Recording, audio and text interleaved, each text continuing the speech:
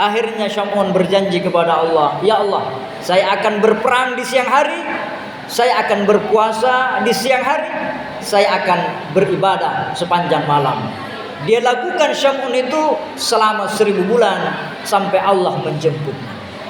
Itulah di antara asbabun nuzul surah Al-Qadar. Syam'un ini berperang melawan orang-orang kafir yang jumlahnya ribuan, dia hanya sendiri. Apa senjatanya? Allah berikan dia tulang rahangnya onta, tulang dagunya onta, dia bikin pedang, dan itulah senjatanya. Dengan itu dia bunuh ribuan orang-orang kafir.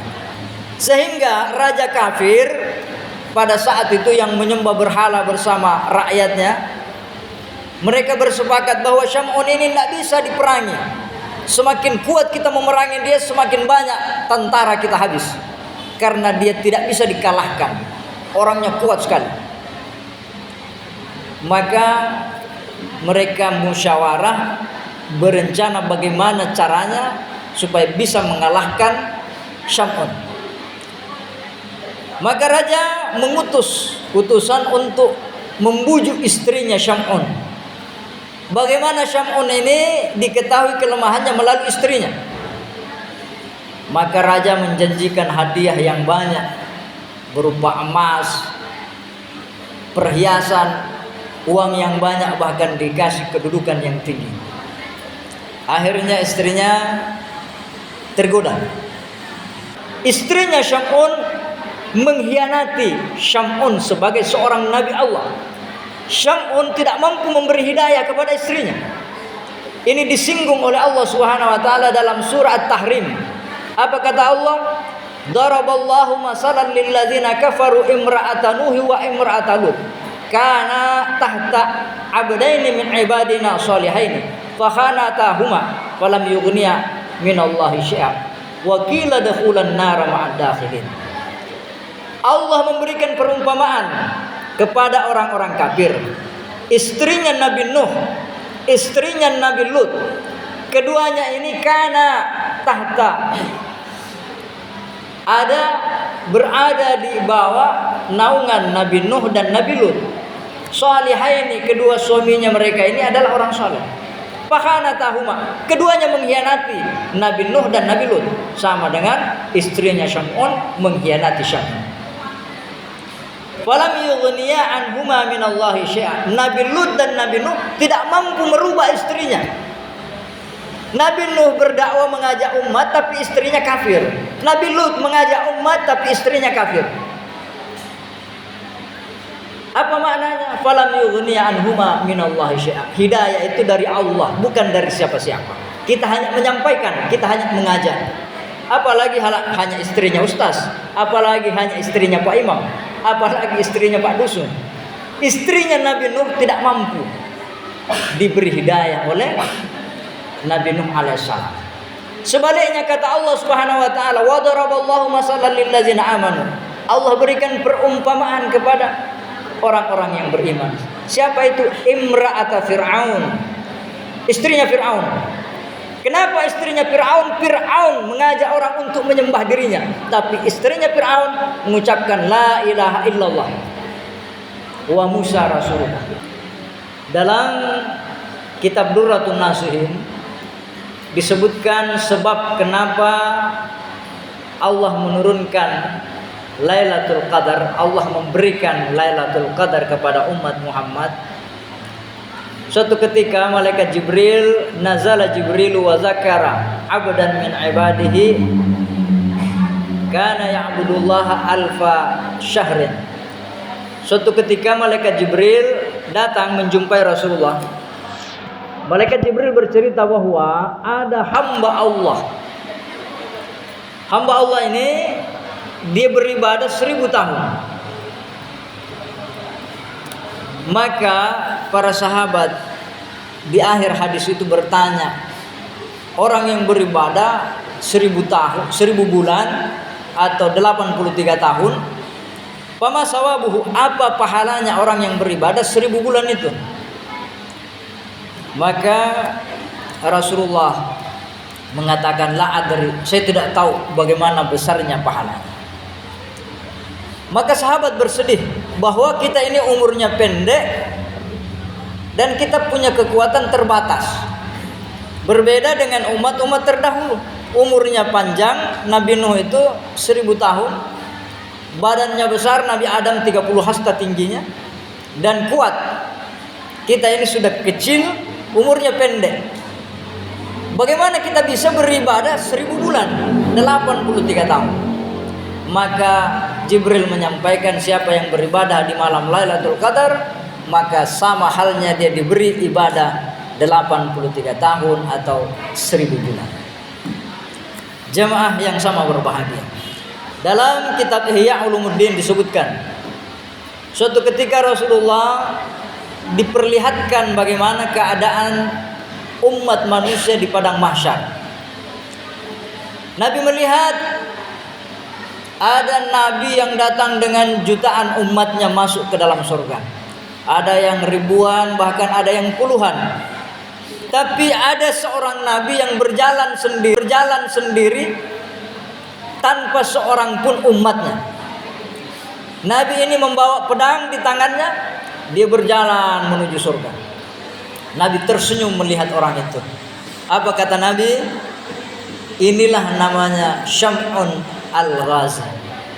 Dia adalah nabi yang berjuang sendiri, akhirnya dia pun masuk surga sendiri. Bagaimana kisahnya? Banyak disebutkan di dalam kitab. Di antaranya dalam kitab Qisasul Anbiya. Syam'un al-Ghazi dalam literatur atau dalam bahasa Indonesia disebut dengan Samson. Dulu ada film Bunyamin S namanya Samson Betawi. Ada sinetron juga dulu Samson Betawi namanya. Orangnya kuat. Film-film barat juga ada, dia filmkan Samson dan Delilah. Bahasa Arabnya Syam'un al-Ghazi. Apa artinya Syam'un? Syam'un artinya orang yang kuat, orang yang tidak terkalahkan. Syam'un ini berperang melawan orang-orang kafir yang jumlahnya ribuan, dia hanya sendiri.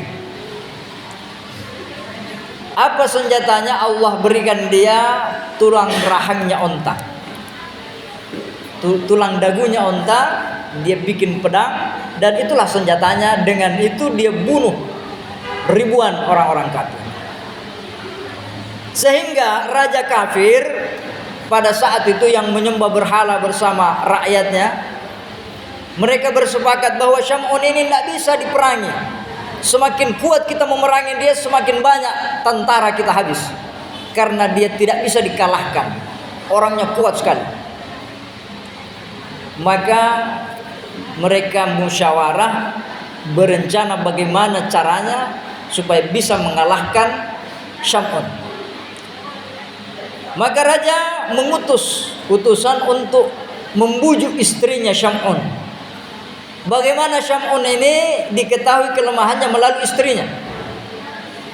Maka raja menjanjikan hadiah yang banyak berupa emas, perhiasan, uang yang banyak, bahkan dikasih kedudukan yang tinggi. Akhirnya istrinya tergoda. Ketika Syam'un sedang tidur, istrinya mengambil tali yang besar, dia ikat tangannya, dia ikat kakinya. Ketika terbangun Syam'un ini, dengan gampang dia putuskan tali itu. Dia hanya bergerak sedikit, putus tali itu. Syam'un bertanya, siapa yang melakukan ini kepada saya? Istrinya menjawab, saya. Liujarribaka. Saya lakukan ini untuk menguji seberapa kuat engkau. Ternyata luar biasa kekuatanmu. Tali kapal saja bisa putus dengan mudah. Esok malamnya istrinya Syam'un ini mengambil rantai yang besar.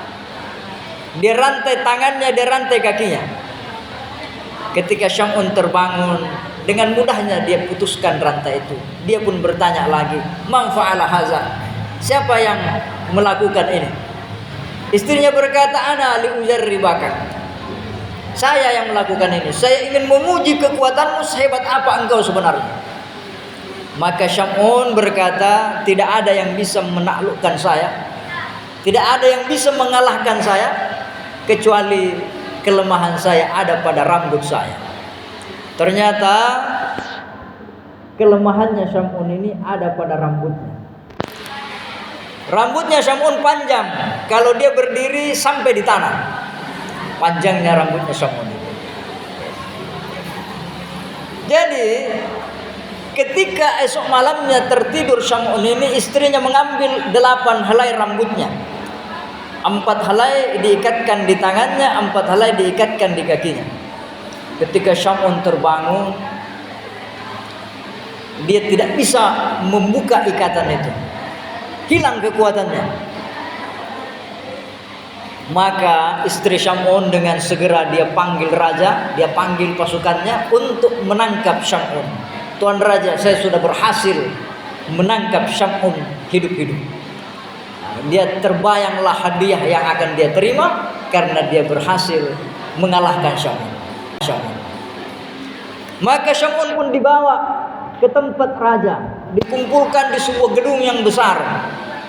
Diumumkan ke rakyat bahwa Syam'un yang perkasa, yang tidak terkalahkan, hari ini akan dihukum mati. Dia sudah tidak berdaya lagi. Maka dihadirkanlah berbagai macam siksaan. Dipotong telinganya, dipotong bibirnya, dipotong kakinya dan tangannya, untuk menyiksa Syam'un. Kurang ajar dia ini, bukan main, sudah ribuan tentara dia bunuh. Dia bikin kacau kita punya negara.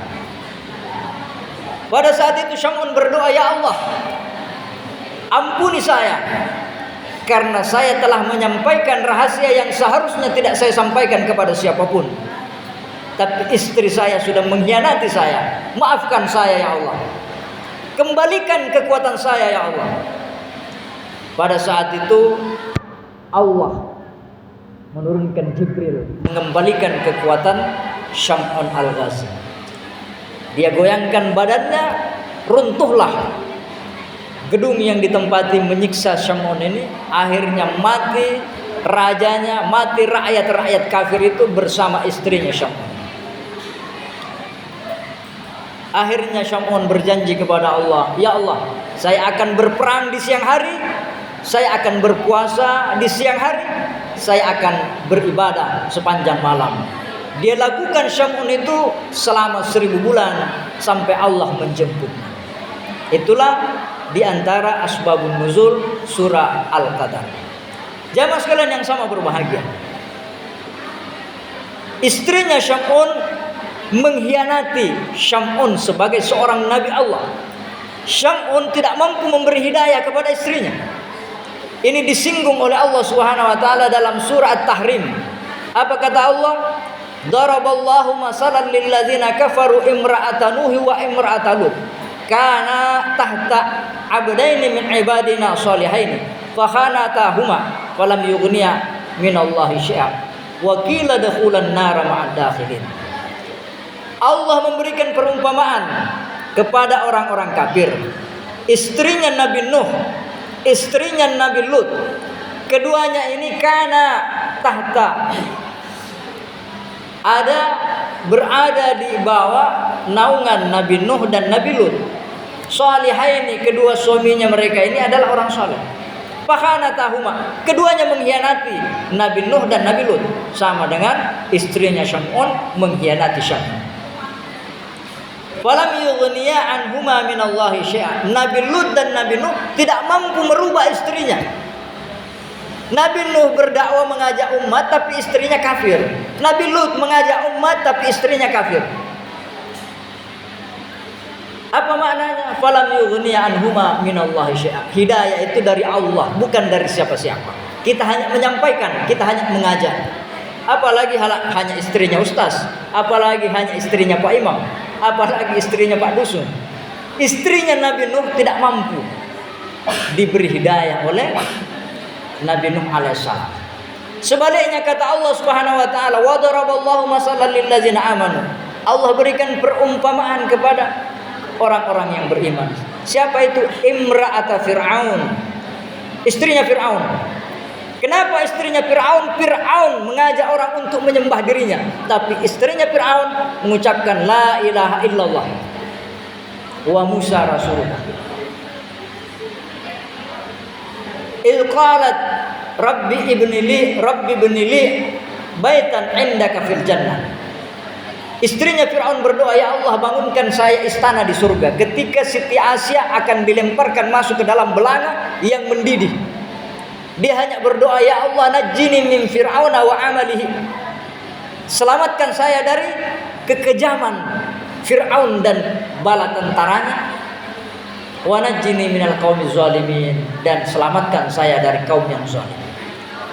Ada dua ibarat. Satu, Nabi tidak mampu memberi hidayah. Satunya Fir'aun tidak mampu menyesatkan. Bahwa hidayah dan kesesatan itu semata-mata dari Allah Subhanahu wa ta'ala. Kita bisa beribadah, mendekatkan diri kita kepada Allah bukan karena kita hebat, tapi karena Allah beri hidayah kepada kita. Makanya kita minta ihdinas siratal mustaqim.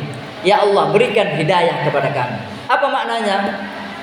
Maknanya bukan kita belum dapat hidayah, cuman kita minta hidayah itu ditambahkan. Mau sembahyang itu mau kita ihdinas sirata. Ya Allah perlihatkan jalan yang lurus.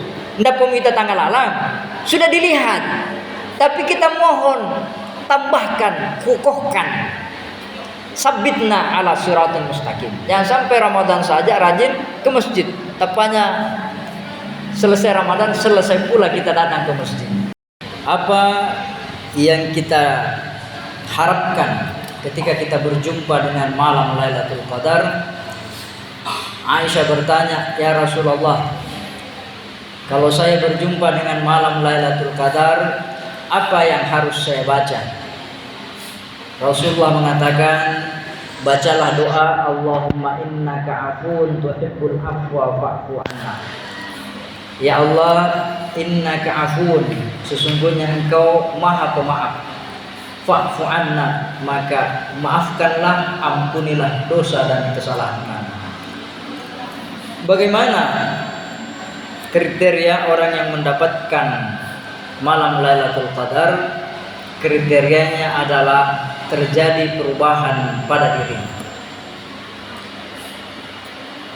Perubahan apa? Malaikat turun pada malam Lailatul Qadar. Tanazzalul malaikatu warruh.